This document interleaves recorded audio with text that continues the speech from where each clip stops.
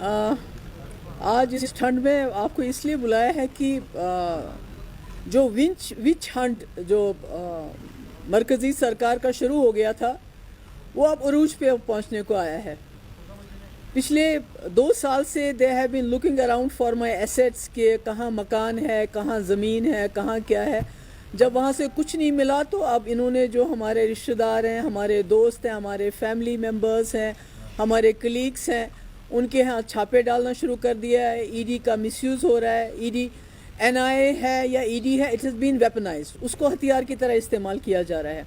جیسے کہ آپ کو معلوم ہے, جس طرح وحید کو جس دن اس نے فارم بھرا دوسرے دن اس کو لے کے گئے, تقریباً 1 مہینہ اس کو این آئی اے نے اپنی کسٹڈی میں رکھا, اور ایک ہی پرپز تھا کہ کسی طریقے سے وحید کوئی ایسی بات جو ہے مان جائے جس سے مسئلہ میرے تک پہنچ جائے.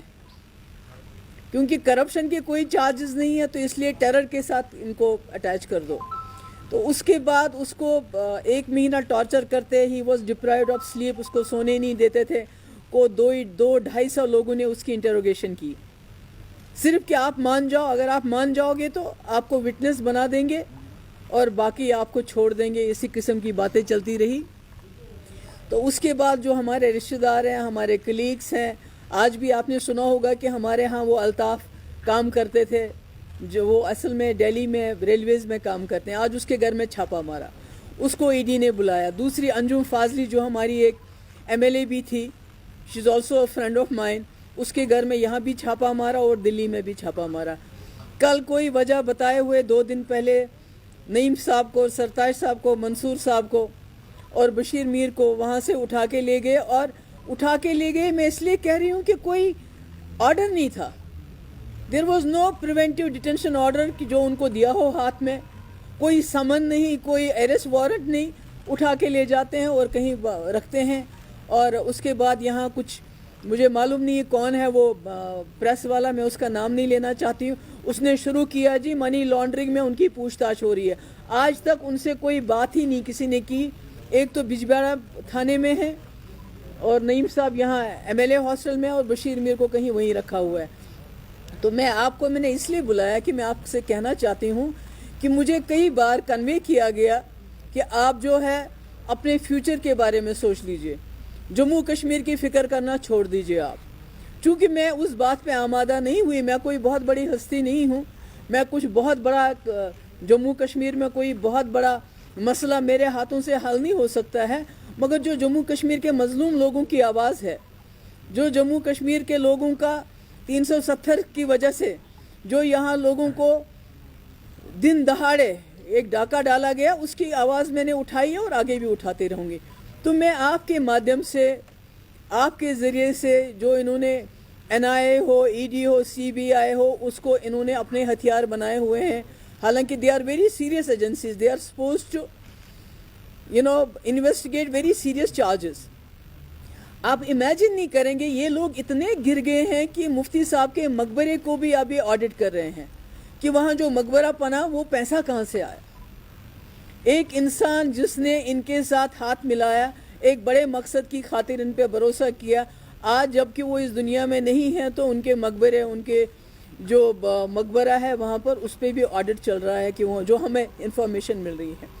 تو میں آپ کے مادھیم سے دلی میں جو سرکار بیٹھی ہے, جو لوگ بھی بیٹھے ہیں, یہ جو افراتفری پھیلا رہے ہیں, یہ جو ہمارے جو میرے بھائی کے دوست ہیں, اگر کسی سے لون لیا ہوا ہے, مطلب قرض لینا بھی ہمارے لیے اب کرپشن بن گیا, گناہ بن گیا ہے. میری کوئی پراپرٹی نہیں, میری بہن ہے, ڈاکٹر ہے, she is a very highly qualified doctor, اس کے ہسبینڈ بھی بہت بڑے ڈاکٹر ہیں, وہ ہزاروں ڈالر وہاں ٹیکس پے کرتے ہیں. اس نے یہاں زمین خریدی ہوئی ہے, اس کا مکان ہے, اس کی دلی میں بھی پراپرٹی ہے. تو اس کے پیچھے بھی اس کو بھی کریدنا شروع کر دیا ہے. میری ممی کا کہیں اکاؤنٹ ہے, اس کو کریدنا شروع کر دیا ہے.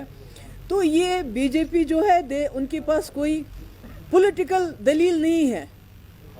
They are not fighting me politically. I want to tell them, میں آپ کے میڈیم سے I want to tell all the B J P leaders کہ آپ کے پاس اتنی بڑی طاقت ہے, آپ کے پاس اتنے ممبر پارلیمنٹ ہے, آپ کے پاس سرکار ہے.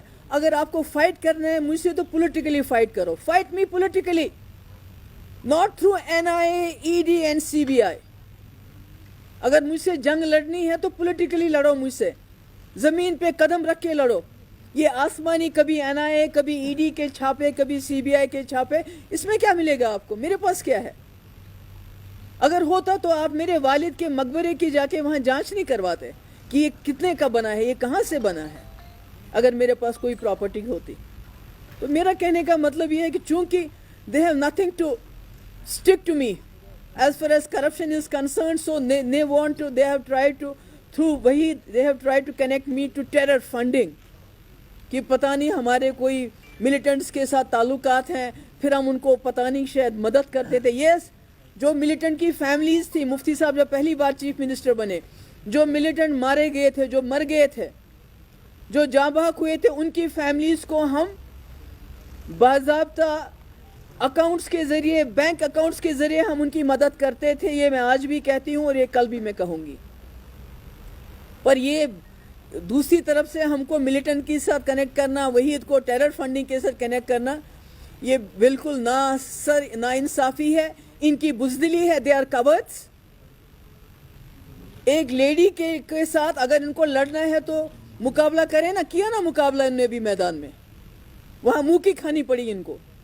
ہم نے صرف 60 سیٹیں لڑی تھی, ہم نے تقریباً 30 سیٹیں ہم نے اس میں سے جیتی. انہوں نے میری پارٹی کی جو ہے اس کی اوبیچری انہوں نے منائی, پچھلے 2 سال ختم ہو گئی. So if they can't fight me politically, this not my problem, it's their problem. یہ ED کو, NIA کو, CBI کا جو یہ مس یوز کر رہے ہیں, this is very wrong. They are not, constitution کی انہوں نے دھجیاں اڑا دی ہیں. ہم جو مانگتے ہیں کانسٹیٹیوشن کے اندر مانگتے ہیں, 370 کانسٹیٹیوشن کے اندر, ہمارا ایجنڈا کانسٹیٹیوشن کے اندر, میں جو بات کرتی ہوں کانسٹیٹیوشن کے اندر.